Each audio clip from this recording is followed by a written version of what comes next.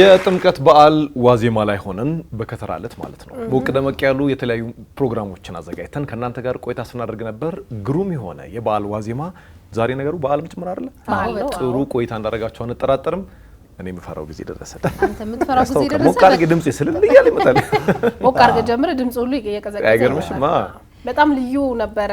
ዛሬ እንግዲህ በከተራ በዓል እንዲሁ በጥምቀት በዓል ዋዜማ ላይ ሆነን የሁድን አንድ ላይ ዝግጅቶቻችን ወደ እናንተ ያደረስን ቆየን። እኛ ከናንተ ጋር በጣም ጥሩ ጊዜ ነበረን። እንግዲህ ስንቴ እንዳለው የመሰነባበቻ ሰዓታችን ላይ ደረሰን። እንዲሁ አይደለም የምንለያየው። እንግዲህ የበዓልም ሰሞን አይደለ ከገናም ድባብ አይደለ የመጣ ነው። ሞቅ ያለ ቆየት ያለ ሙዚቃ አስመስለን ተጫውተን እሱን ወደ እናንተ አድርሰን ነው የምንለያየው። እኔ ግን ባርሞኒካ ለምን አትጫወች? ባርሞኒካ እኮ ወንዶች ናቸው አለ። ልሞክርና ወጥቼ ለሚቀጥለው ሳምንት ድምጼና ሻሽዬ ልምጣ። ደግሞ ባርሞኒካ መጣ። ሎሚ ብትወረውራሽ ደግሞ ባርሞኒካ አጋዥ ነገር ካገኘ ሺ ብላ ላይ ስንቱን ባርሞኒካ እንትን እንዳለው ስንቱን በፕሪም ደረቱን ብሎ እንደመጣው አላየህም እንዴ? ስንት ሎሚ ስንት ፕሪም ሲበላኝ ታዲያ እኔም በሆነ ከመብላት ወደ ኋላ አይደለም። በእውነት 1 ኪሎ ፕሪም ምን አላት? አንዷ እኮ ምን ብይ ነው አዎ አይ ጠንከር ያለው በነገር እንደው ቢልስ አሁን እንደው እስከ ማጥገብ ይደርሳል። እየተጫወትከ ሰው እኔ በላው ነበር በእውነት ብራስ ጨምራለሁ እንጂ የኛው እንትን የተዳቀለ ነው ዝርያውና ማንጎ ምናልባት እንደሱ አይነት ከፍ አለበት። አይ ቢያንስም እኮ ያው ነው እንትን እኮ ነው ይኸውልሽ። አሁን ትልቅም ቢሆን ትንሽም 1 ኪሎ ነው 1 ኪሎ ብዙ ፍሬ ያው ነው ኪሎ ነው ግን የሆነ የሚጣፍጠው ሌላ እኮ የሚጣል ብዙ አለው እኮ ልጣጩ ይጣላል። በዛ ላይ እንትን የሚል አይደለም ፕሪም ሆድ ላይ ገብቶ ቁጭ የሚይዝ ነገር አይደለም። እና ሸንኮራም ሲጋጣየን ተጋጣ ያው እኔ ሲበላ ነው አይደል? ሲገመጥ በጣም ይገርመኝ እንደሱ ሲጋጥ እንዳጠንት ሸንኮራ እንደዚህ ይጋጣል። ተጋጣ አይገርምሽ? እንዳጠንት ሲጋጣ ጥርስ እንዲህ እኮ ነው አይደል? አገዳ እንደዚህ ይባላል። እንዲማ ከሆነ ሌላ የእንስሳ ዘር ምናምን ይነፈረስ ካልሆነ በጣም ይገርመኝ። ግን የእንትን የአገዳ ዋጋ አሁን ስንት ነው ታውቃላችሁ? ተወዶ እኔ ድሮ በ1 ብር ምናምን በ10 ብር ውድ እንደዛ እኔም አሁን እንደዛ ነው። 200 ብር ነው ሸንኮራ 200 ብር ማለት ምን ያህል ሙሉ ትልቁ ኧረ ውድ ነው። የምሬ ነው 200 ብር ሸንኮራ ሜጃ ትራንስፖርት። እስቲ ይሄን ያህል አልበለኝ እስከ አላማው ይሄ ዘንጉ ሙሉ ማለት ውድ ነው። ድሮ ላይክ 5 ብር 10 ብር የሚገዛው ማለት ነው። የትስ ይገኛል ግን እንደ ልብ ከሆነ እንደ ድሮ አይገኝም ማለት አለ ይገኛል ግን ውድ ነው በጣም። ግን በቃ ወጣቸው ጸጉራቸውን ትንሽ ጎፈር አድርገው ጧ እያደረጉ አስሄዱ እንትንም ሆነ እንጂ መጨፈሪያም ሆኖ አለ። አሁን እዚህ መጨፈሪያ ብቻ ሳይሆን የሸንኮራ ጁስ ምናምን መሸት ተጀመረ። የጤና ጥቅሙ በደንብ ገባን።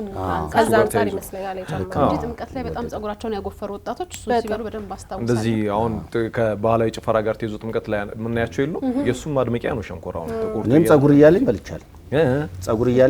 ከዛ ነቀረ። ከዛ ከጸጉር ጋር እንግዲህ በቃ በከተማችን በየአደባባዩ ሞቅ ብሎ እየተከበረ ነው ያለው።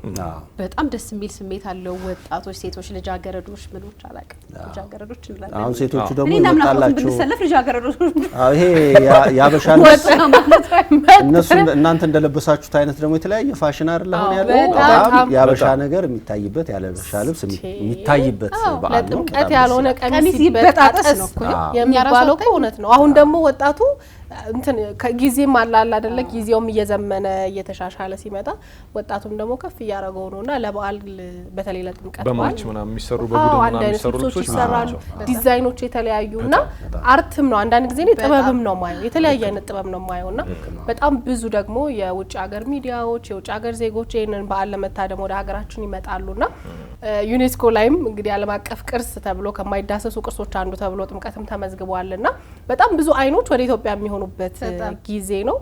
ስለዚህ በተቻለ አቅም ባህላችንን በአልባሳትም ይሁን በተለያየ ነገር ባህላችን ለማሳየት ለዓለም ራሳችንን ለመግለጽ በጣም ጥሩ እድል ነውና ደስ ይላል በጣም። ልጅ እያለን ታስታውሱ ከሆነ እንደዚህ ለጥምቀት ምናምን ለበዓል ልብስ ይገዛል። ያው ማረሰው ጥምቀት ብዙ ጊዜ ገና ላይ ነው የሚገዛውና ለካ ለጥምቀት ሲሆን ነው አሪፍ ውጪ የምትታይበት ምናምን እና አንዳንድ ብልሃቱ ልምዱ ያላቸው ወላጆች እንደዛ ያደርጋሉ። ጥምቀት ይገዛሉ። ለገና ተገዝቶ ደግሞ ድጋሚ ሊገዛ ይቻላል በሳምንት ውስጥ አይያስቀም በኋላ እና እሱ ነገር አይምሮ ላይ ያለ ድጋሚ ጠይቀ ስለማይገዛል ወይ ታስቀምጧል ገዛም በደንብ ለሁለቱም በዓል የሚሆን ያው ከአንዴ አርገሹ ከታየሽ ልጅ አይደለሽ ሶስተኛው ቀን በቃ ሮጌ ነው አዲስ አይደለም።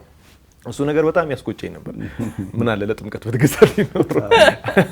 እና እንደዚህ የጎዳና ላይ እንደ ፌስቲቫልም ጭምር የሆነ ስለመጣ አሁን ከጥምቀት በዓል በፊት ቀደም ብለው በተለያዩ ዲዛይኖችን እናያለን። ባህላዊ ልብሶችን ማንነታችንን የሚገልጹ በተለያዩ ዲዛይኖች እየተሰሩ እንትን ይላሉና እሱ ልዩ ቀለም ልዩ ድባብ የሚሰጥና በዓለም አቀፍ ደረጃ እንድንታወቅ እኛነታችን እንዲገለጽና በደንብ ከጊዜ ወደ ጊዜ ይሄ ልብስ ዲዛይኒንግ ራሱ የተለየ አርት ይዞ እየመጣ ያለበትን አጋጣሚ ማድነቅ ያስፈልጋል። በጣም ደምቀው ነው የሚታዩበት የተለያዩ ዲዛይኖች ነው የሚታዩትና በጣም ደስ የሚል በዓል ነው የጥምቀት በዓል። እንግዲህ ዝንጥ ብለን የምትወጣበት ነው የምግብ በዓል አይደለም። በርካታ ግን ለብሰክ ተውበ አደባባይ ወጥተህ የምታይበት በዓል ነውና እኛም እንግዲህ ይሄንን በማሰብ ድምቅ ብለን የጀመርነው እሁድን አንድ ላይ አበቃ። መግቢያችን ላይ እንዳልነው እንግዲህ ያቀረብንላችሁን ቻሌንጅ ያዘጋጀንላችሁ ቻሌንጅ ላይ በደንብ እየተሳተፋችሁ የቻናል ዋንን ኦፊሻል የዩቲዩብ እና የቲክቶክ አካውንት ፎሎ እና ሰብስክራይብ በማድረግ የእድሉ ተጠቃሚ የወጣላችሁ ቻሌንጅ ተጠቃሚ እንድትሆኑ ተናግረናል። እንግዲህ ሳምንት የተለየ አይነት ነገር ይሆናል ብዬ አስባለሁ። ምክንያቱም የሰርግ ወቅት ነው፣ የጋብቻ ወቅት ነውና በጣም ሊመጥናችሁ የሚችል ነገር ሊያስፈልጋችሁ የሚችል ነገር ነው ያቀረብንላችሁ። ሳምንት እንገናኛለን። በጣም እንወዳችኋለን። የምንዘጋበት ሙዚቃ ደግሞ በጣም ለየት ያለ በዓሉን ደመቅ የሚያደርግላችሁ ነው። እሁድን አንድ ላይ ያበቃ። መልካም ጊዜ። መልካም